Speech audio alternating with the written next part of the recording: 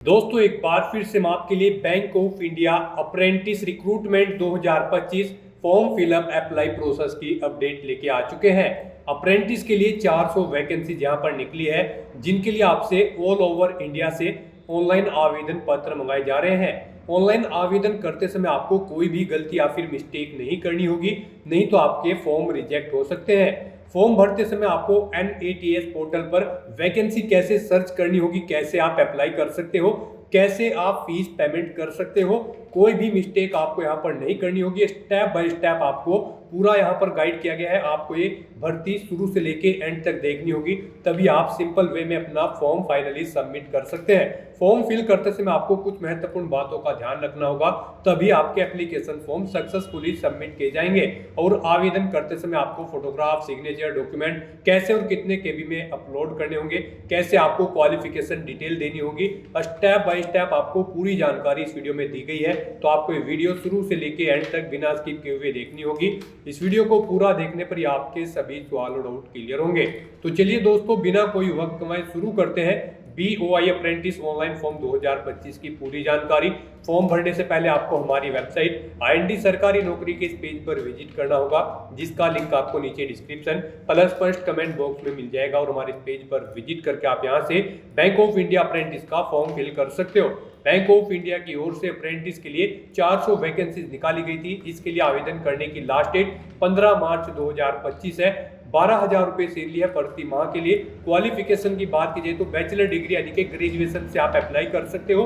20 से 28 वर्ष आयु सीमा है। जनरल OBC WS के लिए 800 रुपये फीस है।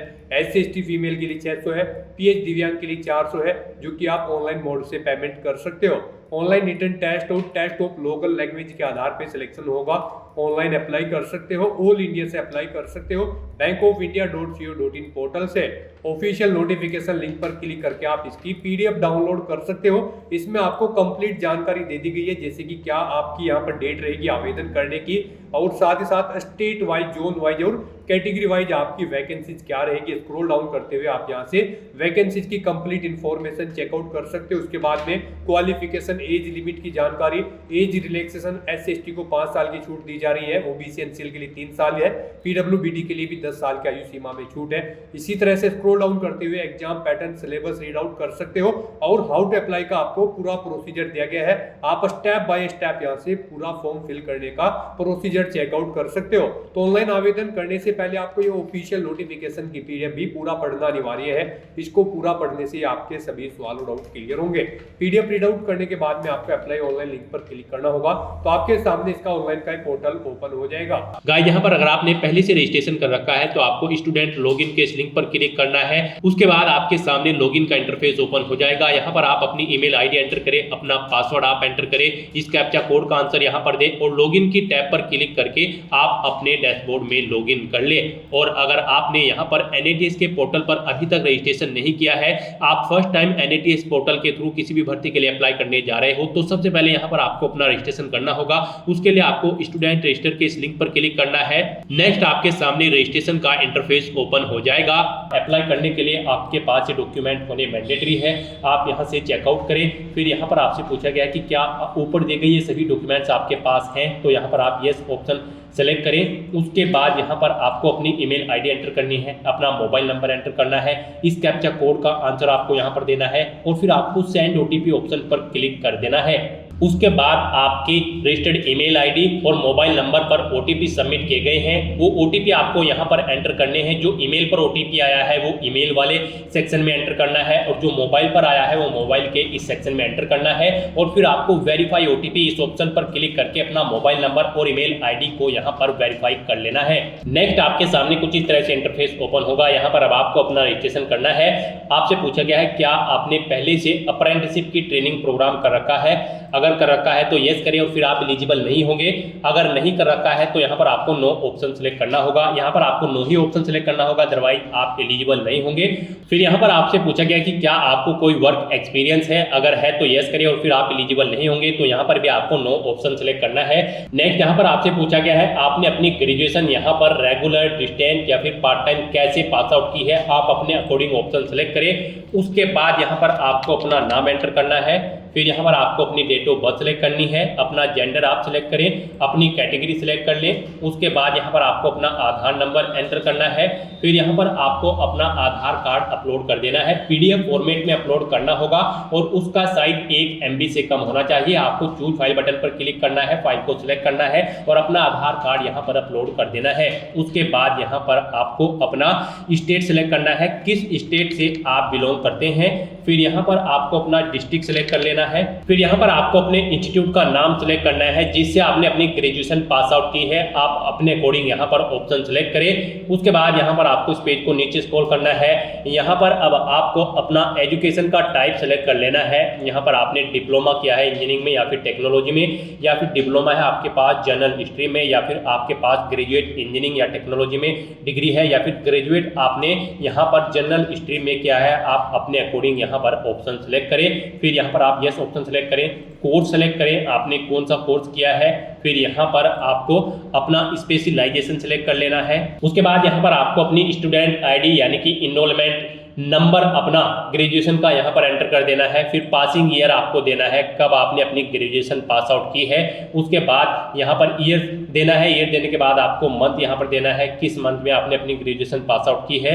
फिर यहाँ पर आपको अपनी परसेंटेज एंटर करनी है, कितने परसेंटेज मार्क्स आपने यहाँ पर ग्रेजुएशन में ऑब्टेन किए हैं, या फिर CGPA है तो CGPA की डिटेल दें। उसके बाद आप इस पेज को नीचे स्क्रॉल करें।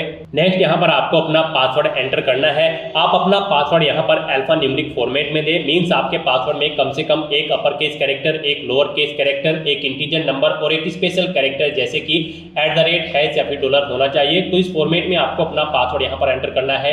वही पासवर्ड आपको कंफर्म पासवर्ड फील्ड में एंटर करना है। फिर आपको यहाँ पर इस कैप्चा कोड का आंसर देना है और सबमिट बटन पर क्लिक कर देना है।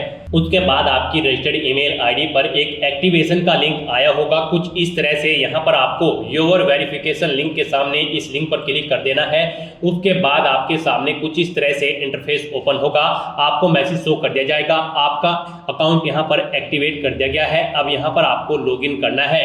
तो यहाँ पर लॉगिन करने के लिए अब आपको होम की स्टेप पर क्लिक करना है। फिर यहाँ पर आपको स्टूडेंट की स्टेप पर क्लिक करना है। उसके बाद आपको स्टूडेंट लॉगिन स्टेप पर क्लिक कर देना है। फिर यहाँ पर आप अपनी ईमेल आईडी एंटर करें, अपना पासवर्ड एंटर करें और ये कैप्चा कोड का आंसर यहाँ पर दें और लॉगिन की टैब पर क्लिक करके अपने डैशबोर्ड में लॉगिन कर लें। लॉगिन करने के बाद आपके सामने कुछ इस तरह से इंटरफेस ओपन होगा। अब यहाँ पर आपको अपनी बेसिक डिटेल्स प्रोवाइड करनी है। यहाँ पर आपको सबसे पहले अपना पासपोर्ट साइज फोटो अपलोड करना है। ये JPG, JPEG या फिर PNG फॉर्मेट में होना चाहिए। आपको चूज फाइल बटन पर क्लिक करना है और फाइल को यहाँ पर सेलेक्ट करके अपना फोटो अपलोड कर देना है। उसके बाद यहाँ पर आपको कुछ चीजें ऑटोमेटिकली फिर मिल जाएगी जो आपने रजिस्ट्रेशन टाइम पे प्रोवाइड कराई थी। बस यहाँ पर अब आपको अपनी मदर का नाम एंटर करना है। उसके बाद आपको अपने फादर का नाम एंटर करना है। फिर यहाँ पर आपको आपका आधार भी ऑटोमेटिकली फिर मिल जाएगा। फिर यहाँ पर आपसे पूछा गया कि क्या आप माइनॉरिटी कम्युनिटी के अंतर्गत आते हैं, अगर आते हैं तो यस करें, उसकी डिटेल दें, नहीं तो नो ऑप्शन सेलेक्ट करें। फिर आपसे पूछा गया क्या आप पर्सन विद डिसेबिलिटी कैंडिडेट हैं, अगर हैं तो यस करके उसकी डिटेल दें, नहीं तो आप नो ऑप्शन सेलेक्ट कर दें। फिर यहाँ पर आपको आपकी ईमेल आईडी और मोबाइल नंबर ऑटोमेटिकली फिर मिल जाएगा जो आपने रजिस्ट्रेशन टाइम पे प्रोवाइड कराए थे। और यहाँ पर अब आपको सेव एंड कंटिन्यू ऑप्शन पर क्लिक कर देना है। नेक्स्ट यहाँ पर आपको आपकी एजुकेशन डिटेल्स प्रोवाइड करा दी जाएगी। आपने जो रजिस्ट्रेशन टाइम पे अपनी एजुकेशनल क्वालिफिकेशन की डिटेल प्रोवाइड कराई थी, ग्रेजुएट डिग्री की जो रिक्वायर्ड थी, वो यहाँ पर आपको शो कर दी जाएगी। आप इसे नीचे स्क्रॉल करें, आप चेकआउट करें, कहीं पर कोई मिस्टेक है तो आप चेंज आउट कर ले, नहीं तो यहाँ पर अब आपको अपनी पास सर्टिफिकेट अपलोड करना है या आपको PDF फॉर्मेट में अपलोड करना होगा। आप चूज फाइल बटन पर क्लिक करें, फाइल को सिलेक्ट करें, अपने एजुकेशनल सर्टिफिकेट यहाँ पर अपलोड कर दें। फिर यहाँ पर आपसे पूछा गया है आपने इसके अलावा भी कोई डिप्लोमा या फिर हायर सेकेंडरी एजुकेशन या फिर हाई स्कूल या फिर ITI, आप जिसकी भी डिटेल देना चाहते हैं यहाँ पर आप ऑप्शन सेलेक्ट कर लें और फिर यहाँ पर उसकी डिटेल प्रोवाइड कराएं। जैसे कि अगर आप 10+2 की डिटेल देना चाहते हैं तो यहाँ पर आप अपना स्टेट सेलेक्ट करें, सबसे पहले किस स्टेट से आपने अपनी 12th पास आउट की है। फिर यहाँ पर आप अपना डिस्ट्रिक्ट सेलेक्ट करें। डिस्ट्रिक्ट सेलेक्ट करने के बाद यहाँ पर आपको अपने स्कूल या कॉलेज का नाम देना है। फिर यहाँ पर आपको बोर्ड का नाम देना है या फिर इंस्टीट्यूट का नाम देना है जिससे आपने अपनी 12वीं क्लास यहाँ पर पास आउट की है। स्टूडेंट आईडी आप अपनी एंटर करें। स्कूल में आपने कितने परसेंटेज मार्क्स ऑब्टेन किए हैं वो यहाँ पर आप एंटर कर दें और अगर CGPA में किए हैं तो CGPA यहाँ पर आप एंटर कर दें। अपने बारे में कुछ देना चाहते हैं तो आप बताना चाहते हैं यहाँ पर आप राइट डाउन कर दें। फिर आपको अगर कोई जनरल स्किल्स है तो यहाँ पर आप ऐड कर दें। फिर उसके बाद आप कौन कौन सी लैंग्वेजेस जानते हैं यहाँ पर आप कोमा लगाकर अपनी सभी लैंग्वेज की डिटेल प्रोवाइड करा सकते हैं और उसके बाद आपको सेव एंड कंटिन्यू ऑप्शन पर क्लिक कर देना है। नेक्स्ट यहाँ पर आपको अपनी कम्युनिकेशन इन्फॉर्मेशन प्रोवाइड करानी है। आप पहले अपना परमानेंट एड्रेस यहाँ पर एंटर करें, अपना पिन कोड दे, पोस्ट ऑफिस यहाँ पर सिलेक्ट करें। पिन कोड के अकॉर्डिंग यहाँ पर आपका पोस्ट ऑफिस सिलेक्ट हो जाएगा। उसके बाद यहाँ पर आपको अपना डिस्ट्रिक्ट सिलेक्ट कर लेना है, ये भी आपके पिन कोड के अकॉर्डिंग ऑटोमेटिकली आपको फिर मिल जाएगा, स्टेट भी। और फिर यहाँ पर आप अपना एड्रेस एंटर कर दे। उसके बाद आप अपना प्रेजेंट एड्रेस यहाँ पर दे और अगर आपका प्रेजेंट एड्रेस आपके परमानेंट एड्रेस के अकॉर्डिंग सेम है तो आप इस चेकबॉक्स को ओके कर दें। ऑटोमेटिकली आपका प्रेजेंट एड्रेस आपके परमानेंट एड्रेस के अकॉर्डिंग फिल हो जाएगा। उसके बाद आप सेव एंड कंटिन्यू इस ऑप्शन पर क्लिक कर दें। नेक्स्ट यहाँ पर आपको अपनी ट्रेनिंग प्रेफरेंस सिलेक्ट करनी है। यहाँ पर आपको 3 चॉइसेस दी गई है। आप सबसे पहले अपना स्टेट सिलेक्ट करें, किस स्टेट में आप अप्रेंटिसशिप की ट्रेनिंग लेना चाहते हैं। तो यहाँ पर पहले आप स्टेट सिलेक्ट करें, उसके बाद आप यहाँ पर डिस्ट्रिक्ट सिलेक्ट करें, किस डिस्ट्रिक्ट में आप लेना चाहते हैं अपनी ट्रेनिंग। आप यहाँ पर जिसे फर्स्ट नंबर पर प्रेफरेंस देंगे उसे आपको फर्स्ट नंबर पर प्रीफर्ड किया जाएगा और जिसे सेकंड नंबर पर प्रेफरेंस देंगे उसे सेकंड नंबर पर आपको यहाँ पर प्रीफर्ड किया जाएगा। तो यहाँ पर आपको 3 चॉइसेस दी गई हैं। आप अपनी चॉइस के अकॉर्डिंग यहाँ पर 3 स्टेट और 3 डिस्ट्रिक्ट सिलेक्ट कर सकते हैं या फिर 1 स्टेट 3 डिस्ट्रिक्ट आप यहाँ पर सिलेक्ट कर सकते हैं। तो अपनी चॉइस के अकॉर्डिंग यहाँ पर आप स्टेट और डिस्ट्रिक्ट सिलेक्ट करें। उसके बाद यहाँ पर आपको फील्ड में भी ऐसे ही प्रेफरेंस देना है। यहाँ पर आप फील्ड में जिसे भी प्रेफरेंस देना चाहते हैं आप अपनी चॉइस के अकॉर्डिंग यहाँ पर प्रेफरेंस दें, जैसे कि आप एजुकेशन में, इलेक्ट्रॉनिक्स में या फिर एनर्जी में, जिस भी फील्ड में आप अप्रेंटिसशिप करना चाहते हैं यहाँ पर आप अपनी चॉइस के अकॉर्डिंग प्रेफरेंस सेट कर दें। गाइस, जब आप अपनी एजुकेशनल क्वालिफिकेशन की डिटेल फिल करेंगे तो इस सेक्शन में आपको अपनी केयरफुली डिटेल फिल करनी है, अदरवाइज आपकी जो वैकेंसी है वो NATS के पोर्टल पर शो नहीं होगी। इस भर्ती में पार्टिसिपेट करने के लिए आपके पास यहाँ पर ग्रेजुएट डिग्री होनी जरूरी है, किसी वेल रिकॉग्नाइज्ड यूनिवर्सिटी या फिर इंस्टीट्यूट से किसी भी स्ट्रीम के अंतर्गत। तो यहाँ पर आपको अपनी ग्रेजुएशन की डिटेल केयरफुली फिल करनी है और जब आप क्वालिफिकेशन फिल करने के बाद फील्ड प्रेफरेंस सेलेक्ट करेंगे तो इसमें आपको बैंकिंग से रिलेटेड फील्ड आपके पास होनी चाहिए, जैसे कि बैंकिंग एंड फाइनेंस या फिर कैपिटल गुड्स या फिर ई-कॉमर्स एंड सो ऑन। जो भी आपकी बैंकिंग के अंतर्गत प्रेफरेंस है वो यहाँ पर आपको सिलेक्ट करनी होगी, अदरवाइज आपको NATS के पोर्टल पर वैकेंसी शो नहीं होगी। उसके बाद आपको सेव एंड कंटिन्यू ऑप्शन पर क्लिक कर देना है। नेक्स्ट यहाँ पर आपको अपनी बैंकिंग डिटेल देनी है। यहाँ पर आप सबसे पहले अपने बैंक का IFSC कोड एंटर करें, उसके अकॉर्डिंग यहाँ पर आपकी बैंक की ब्रांच का नाम आ जाएगा और बैंक नेम यहाँ पर आपको शो कर दिया जाएगा। फिर यहाँ पर आप अकाउंट होल्डर का नाम दें, यानी कि जिस नाम से आपका अकाउंट है वो नाम यहाँ पर एंटर करें, बैंक अकाउंट नंबर यहाँ पर एंटर करें और फिर आप अपनी पासबुक की PDF यहाँ पर अपलोड कर दें। आपको चूज फाइल बटन पर क्लिक करना है, फाइल को सिलेक्ट करना है और अपनी PDF यहाँ पर बैंक की पासबुक की आपको अपलोड कर देनी है और उसके बाद आपको सेव एंड प्रीव्यू ऑप्शन पर क्लिक कर देना है। नेक्स्ट आपके सामने कुछ इस तरह से इंटरफेस ओपन होगा। पीछे जो आपने डिटेल्स प्रोवाइड की है उसका पूरा प्रीव्यू यहाँ पर आपको शो कर दिया गया है। आप इस पेज को नीचे स्क्रॉल डाउन करें, प्रिंट बटन पर क्लिक करके अपनी डिटेल का एक हार्ड कॉपी प्रिंट आउट आप ले सकते हो और अगर कहीं पर कोई मिस्टेक है तो आप एडिट बटन पर क्लिक करके एडिट कर सकते हो। अगर सभी चीजें ओके हैं तो आपको इस चेकबॉक्स को ओके करना है और फाइनल सबमिट बटन पर क्लिक कर देना है।